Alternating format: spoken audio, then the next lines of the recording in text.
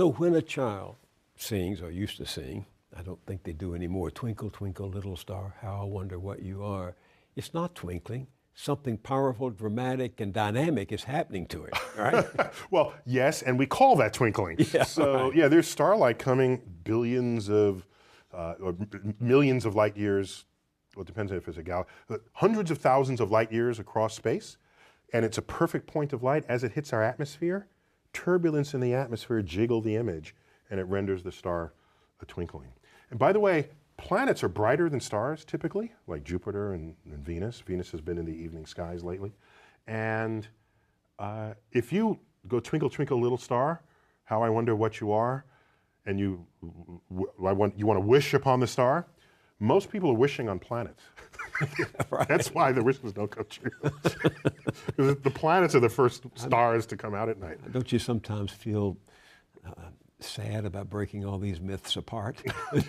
No, because I think it's some myths are deserve to be broken apart out of respect for the human intellect.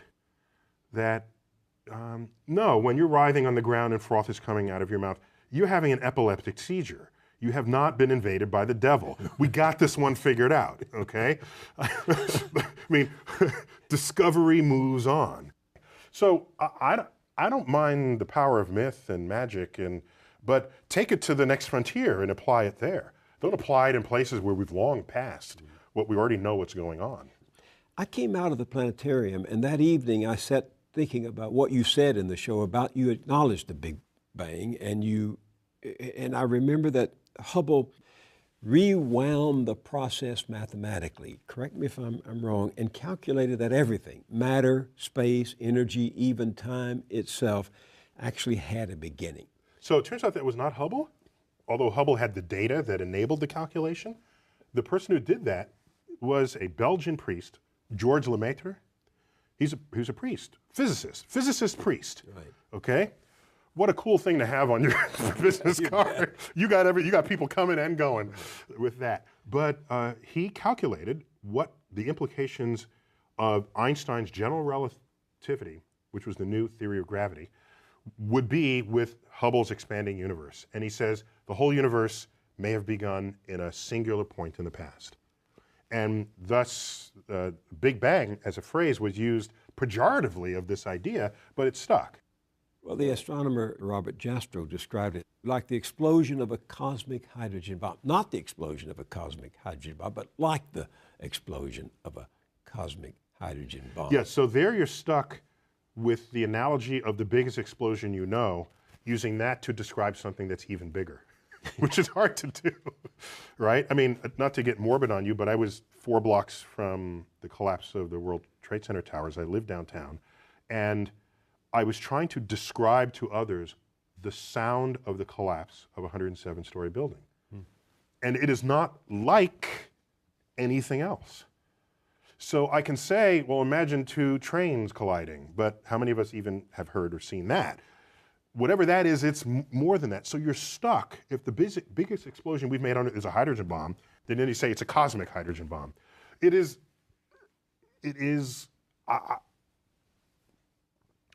I think saying it's a cosmic hydrogen bomb cheapens the event. Yeah, it's way I understand. bigger. Yeah. An incredible flash of energy and light, though. And matter and, yeah, all of this, all of the above. Do you give people who make this case that that was the beginning and that there had to be something that provoked the beginning, do you give them an A at least for trying to reconcile faith and reason? I don't think they're reconcilable. What do you mean? Well, so let me say that differently. All efforts that have been invested by brilliant people of the past have failed at that exercise. They just fail. And so the track record is so poor that going forward I have essentially zero confidence, near zero confidence that there will be fruitful things to emerge from the effort to reconcile them. So, for example, if you knew nothing about science and you read, say, the Bible, the Old Testament, which in Genesis is an account of nature, that's what that is. And I said to you, give me your description of the natural world based only on this.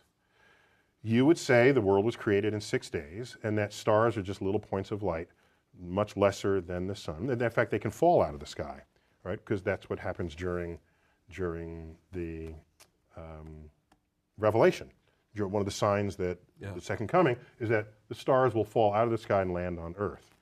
To even write that means you don't know what those things are. You have no concept of what the actual universe is. So everybody who tried to make proclamations about the physical universe based on Bible passages got the wrong answer. Right. So what happened was, when science discovers things and you want to stay religious, or you want to continue to believe that the Bible is unerring, what you would do is, you would say, well, let me go back to the Bible and reinterpret it. Then you'd say things like, oh, they didn't really mean that literally, they meant that figuratively.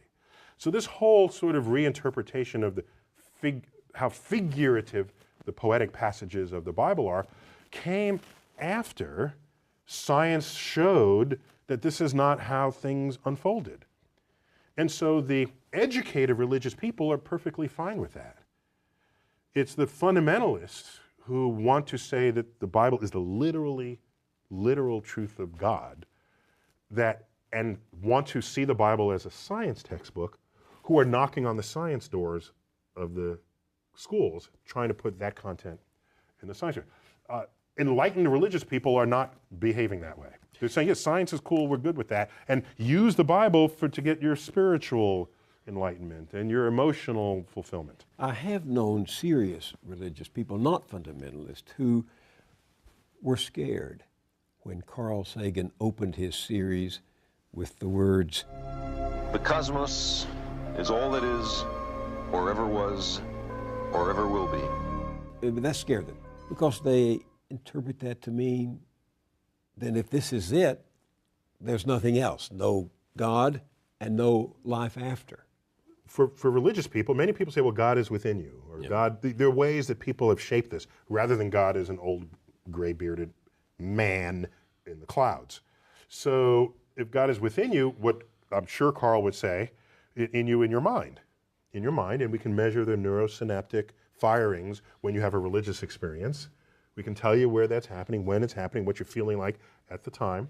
So your mind, of course, is still within the cosmos. But do you have any sympathy for people who seem to only feel safe in the vastness of the universe you describe in your show, if they can infer a personal God who makes it more hospitable to them, who cares for them? In this, what we tell ourselves is a free country, which means you should have freedom of thought. I don't care what you think. I just don't. Go think whatever you want. Go ahead. Think that there's one God, 2 gods, 10 gods, or no gods. That is what it means to live in a free country. The problem arises is if you have a religious philosophy that is not based in objective realities that you then want to put in the science classroom. Then I'm going to stand there and say, no, I'm not going to allow you in the science classroom. I'm not telling you what to think. I'm just telling you in the science class, you're not doing science. This is not science. Keep it out. That's when I stand up. Otherwise, go ahead. I'm not telling you how to think. I think you must realize that some people are going to go to your show at the planetarium and they're going to say, aha, those scientists have discovered God, because God, dark matter, is what holds this universe together. So is that a question? It's a statement. You know they're going to say that. So the history of discovery, particularly cosmic discovery, but discovery in general, scientific discovery, is one where at any given moment there's a frontier. And there tends to be an urge for people, especially religious people, to assert that across that boundary into the unknown lies the handiwork of God. This shows up a lot. Newton even said it. He had his laws of gravity and motion, and he was explaining the moon and the planet. He was there. He doesn't mention God for any of that.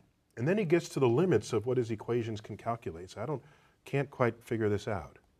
Maybe God steps in and makes it right every now and then. That's where he invoked God. And Ptolemy, he bet on the wrong horse, but he was a brilliant guy. He formulated the geocentric universe with Earth in the middle. This is where we got epicycles and all the machinations of the heavens. There was still a mystery to him. He looked up and uttered the following words: when I trace at my pleasure the windings to and fro of the heavenly bodies. These are the planets going through retrograde.